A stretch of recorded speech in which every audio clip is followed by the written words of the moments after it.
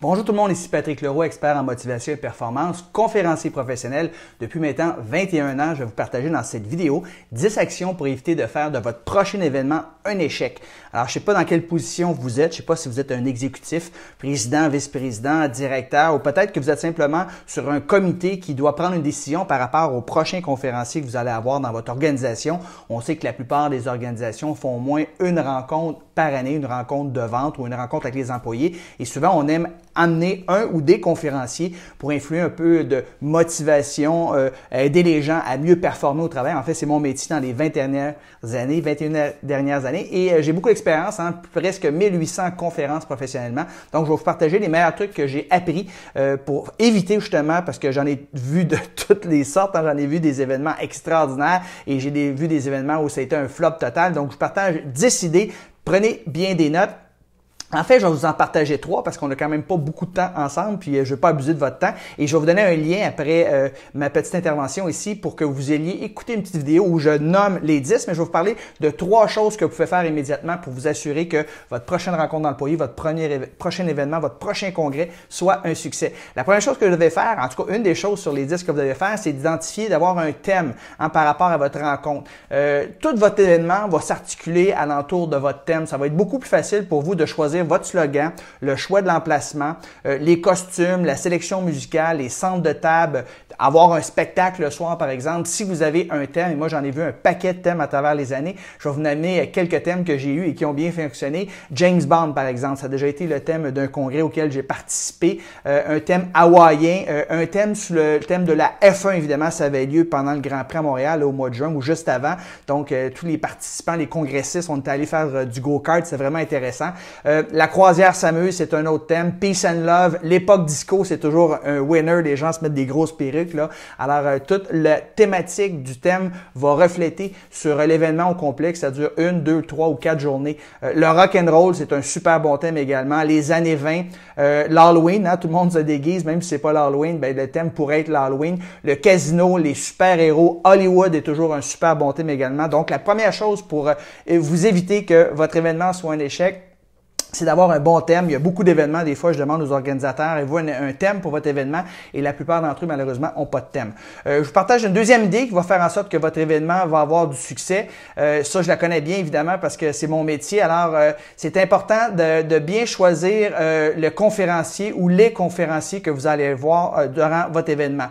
Trop souvent, malheureusement, on choisit des conférenciers basés sur la notoriété. Ce que ça fait, c'est que oui, ça peut inciter certains congressistes à participer à votre événement, mais le retour sur l'investissement est très faible habituellement parce que la plupart de ces conférences-là, c'est plus des témoignages en vrai où ces gens-là vont raconter leur histoire. Certains d'entre eux sont meilleurs que d'autres, mais il y a rarement de résultats suite à ça parce qu'il n'y a rien qui se passe entre le conférencier et l'auditoire. Il n'y a aucun truc, aucune stratégie, aucune idée que les gens qui écoutent la conférence peuvent utiliser dans leur quotidien. Si vous avez la chance d'avoir plusieurs conférenciers, un événement de 4 jours, c'est correct d'avoir une personnalité connue, quelqu'un qui a gagné une médaille aux Olympiques, par exemple, c'est tout à fait correct et louable. Mais si vous avez le choix ou votre budget est limité, vous n'avez pas beaucoup de conférenciers, je vous suggère plutôt de prendre un conférencier professionnel qui, lui, va livrer un message qui est vraiment à même votre réalité, à même vos objectifs, vos buts. Il va faire un lien entre ce qu'il dit et les participants et votre retour sur l'investissement va être d'autant meilleur.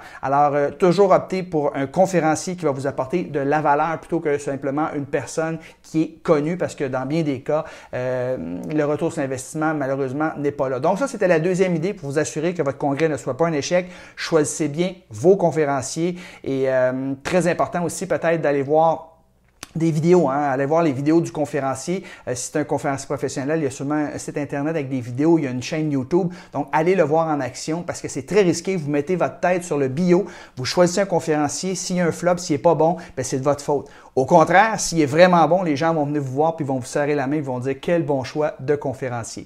Et peut-être la dernière idée que j'aimerais vous partager par rapport à réaliser votre événement puis s'assurer que ça ne soit pas un flop, c'est par rapport à la promotion de votre événement.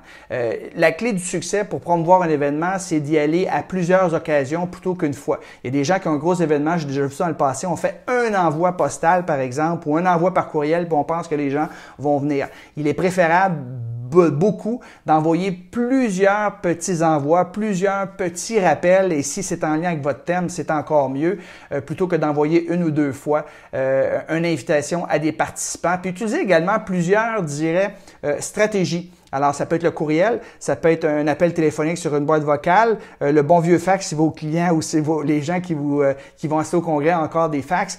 Ça peut être, par exemple, sur un Facebook. Alors, utilisez plusieurs stratégies pour contacter les gens. Ça va inciter énormément les gens à participer à votre événement. Puis un autre truc, c'est ce qu'on appelle le Early Bird. Donc, d'avoir un rabais pour les gens qui s'inscrivent plus tôt. Alors, peut-être un mois et demi d'avance. À ce moment-là, ils vont avoir peut-être un rabais de 25 % et à partir de telle date, bien là, ils vont payer le prix régulier. Donc, il y a beaucoup de gens qui vont s'inscrire d'avance parce que vous allez donner justement un rabais qu'on appelle Early Bird. Il y a jusqu'à 80 % des gens qui vont s'inscrire à cause de ça.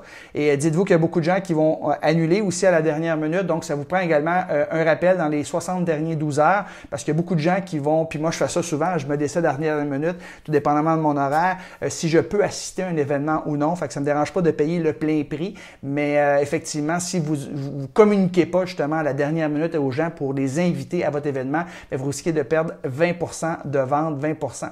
Donc, c'était les idées que je voulais vous partager pour vous aider à faire en sorte que votre événement soit un grand succès la prochaine fois.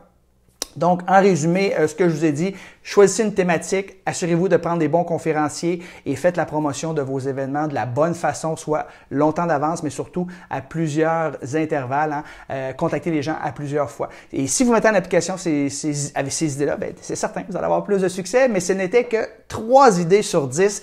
Donc, je vous invite, s'il vous plaît, si vous voulez connaître les autres idées pour vous assurer que votre prochain événement ne soit pas un échec, allez sur patrickleroux.com/formation-10-idées, idée avec un S. Donc, patrickleroux.com/formation-10-idées avec un S. Je vais mettre le lien sous cette vidéo ou ça où je vais avoir terminé et vous allez écouter la vidéo complète sur comment, justement, vous devez laisser votre adresse de courriel, là, mais vous allez écouter la vidéo, la formation complète sur tout ce que vous devez faire pour vous assurer que votre prochain événement ne soit pas un échec. Alors, merci beaucoup de m'avoir écouté. Vous avez aimé ça? Donnez-moi des pouces en l'air.